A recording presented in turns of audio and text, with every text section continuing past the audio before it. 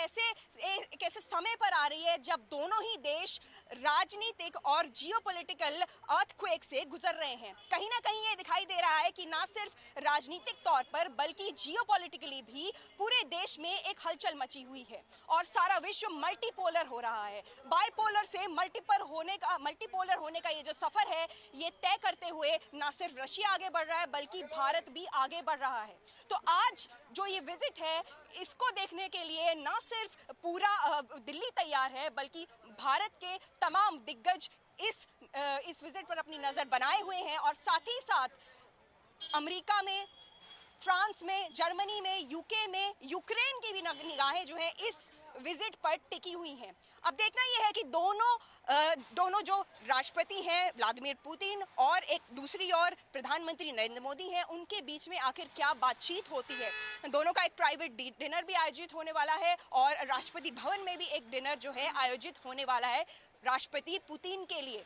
सबसे महत्वपूर्ण बात यह है कि प्रधानमंत्री नरेंद्र मोदी ने प्रोटोकॉल को तोड़ते हुए आज अपने मित्र राष्ट्रपति व्लादिमीर पुतिन को खुद लेने पहुंच गए हैं पालम एयरपोर्ट पे। तो ये एक बड़ा मैसेज देने की कोशिश है भारत की तरफ से कि कितना महत्वपूर्ण है रूसी राष्ट्रपति व्लादिमीर पुतिन का ये विजिट और कितना महत्व देता है भारत रूस और खुद के संबंधों को।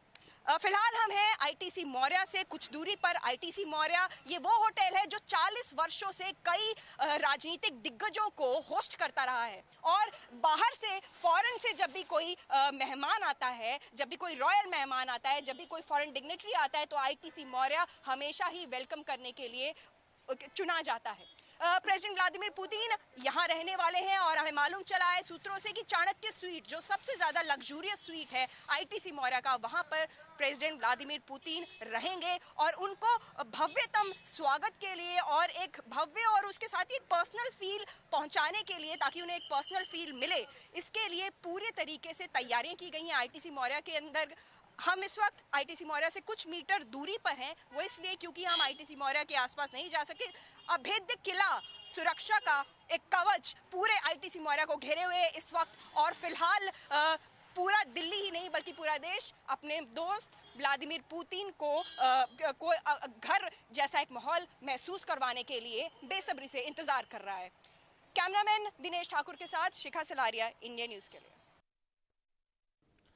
लाइव तस्वीरें आपके टीवी स्क्रीन पर। ये है प्लेन जिससे व्लादिमीर पुतिन दिल्ली पहुंचे हैं। फ्लाइंग क्रेमलिन भी इसे कहा जाता है। क्रेमलिन जो कि रूस के राष्ट्रपति का दफ्तर भी है, वहां से रूस को एक तरीके से कमांड और कंट्रोल किया जाता है। वो विमान अब टेक्निकल एरिया में उस जगह पहुंच रहा है जहां पर स्वागत होना है। इंडिया न्यूज़ की एक्सक्लूसिव तस्वीरें टीवी स्क्रीन पर। पुतिन का ग्रैंड वेलकम हो रहा है। अब जो जल रहा है उसके लिए कुछ किया नहीं जा सकता, क्योंकि जिसका काम केवल और केवल इन तस्वीरों को देखकर परेशान होना है वो परेशान होगा ही। लेकिन प्रधानमंत्री नरेंद्र मोदी, डॉक्टर एस जयशंकर इस वक्त टेक्निकल एरिया में पहुंचे हुए हैं जहां पर रूस के राष्ट्रपति का प्लेन इस वक्त पहुंच गया है। फ्लाइंग क्रेमलिन इसे कहा जाता है और ये अभी आकर उस जगह रुकेगा। उसके बाद व्यवस्थित तौर पर स्वागत करने के लिए नीचे लोग मौजूद होंगे प्रधानमंत्री नरेंद्र मोदी के साथ और फिर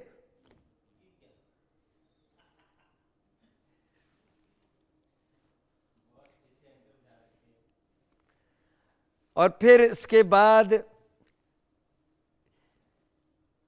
रूस के राष्ट्रपति व्लादिमीर पुतिन बाहर उतरेंगे। ये देखिए, ये तस्वीरें आपके टीवी स्क्रीन पर इंडिया न्यूज़ की एक्सक्लूसिव तस्वीरें हैं जो आप इस वक्त देख रहे हैं।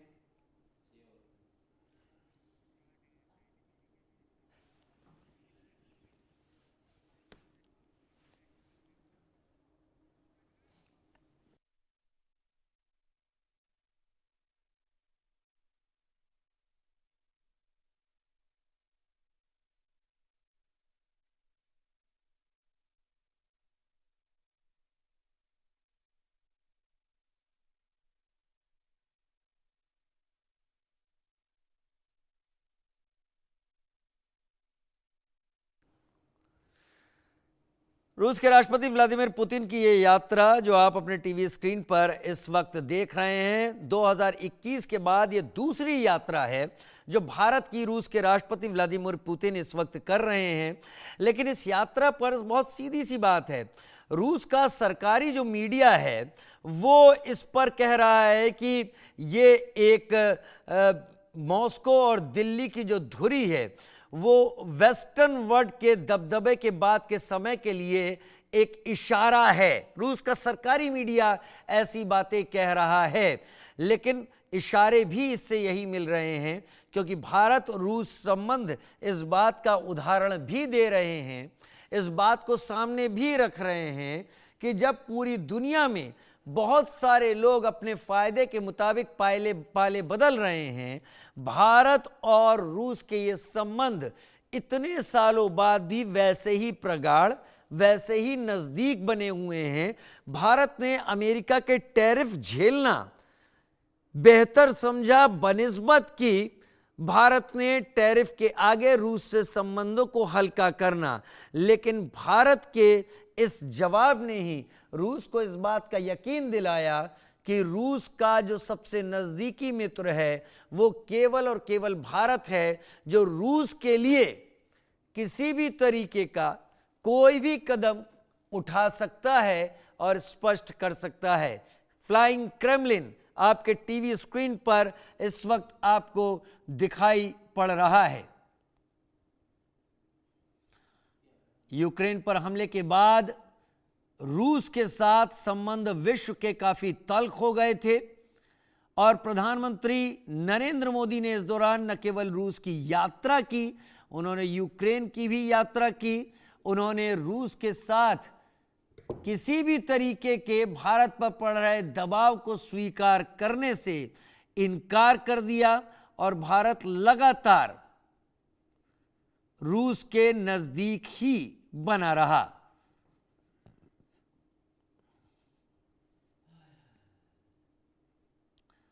लेकिन मजेदार बात यह है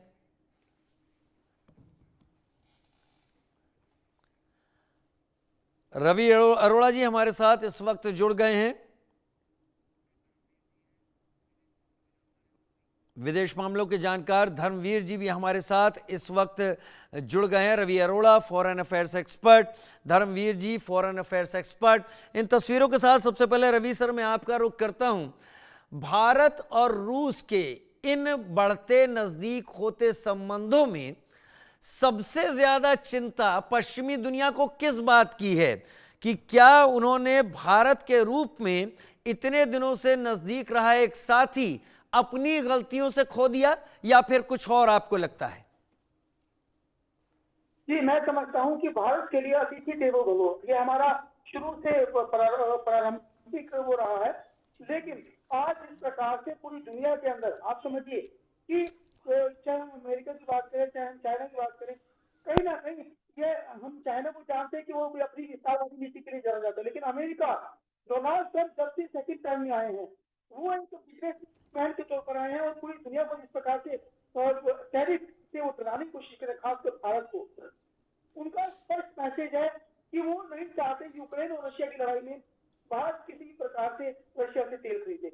लेकिन भारत और रशिया के रिश्ते आज के नहीं है, आजादी से पहले और आजादी के बाद की अगर हम बात करें तो ये रिश्ते बहुत प्रगाढ़ रहे हैं और हमेशा रशिया और भारत के बीच में एक पारंपरिक जो है जिसे हम बोल सकते हैं कि रिश्ता रहा है। लेकिन आज जिस प्रकार से जियोपॉलिटिक्स के अंदर बदलाव देखने को मिल रहा है, पूरे सभी नाटो देश कहीं ना कहीं रशिया के खिलाफ खड़े हैं। ऐसे में और लगातार जिस प्रकार से टैरिफ लगाकर भारत को लगातार दबाव बनाने की कोशिश की, उसके बाद जैसे उसकी तारीफ की, पाकिस्तान की लगातार आतंकवाद के खिलाफ तारीफ करते रहे हैं। मतलब साफ है, भारत को बहुत दबाव बनाने की कोशिश की, लेकिन भारत के प्रधानमंत्री नरेंद्र मोदी जी पूरी तरह से स्पष्ट कर चुके हैं कि वो झुकने वाले नहीं है। यह बात खुद व्लादिमीर पुतिन भी अपनी कई बार एससीओ की मीटिंग में उन्होंने इस बात को दोहराया था। मुझे लगता है कि अब यह सिर्फ एक अतिथि के रूप में नहीं है, बहुत कुछ बड़ा होने वाला है। बड़ा क्योंकि यूरोपीय देशों को समझ में आ रहा है कि आप डॉलर की के अंदर उसको कम करने की कोशिश है। क्योंकि भारत जो व्यापार करने वाला है, खासकर हम बात कर रहे हैं रशिया के साथ, वो पहले भी रूबल और इंडियन करेंसी में है, लेकिन आने वाले टाइम में कुछ बड़ा इजाद हो सकता है।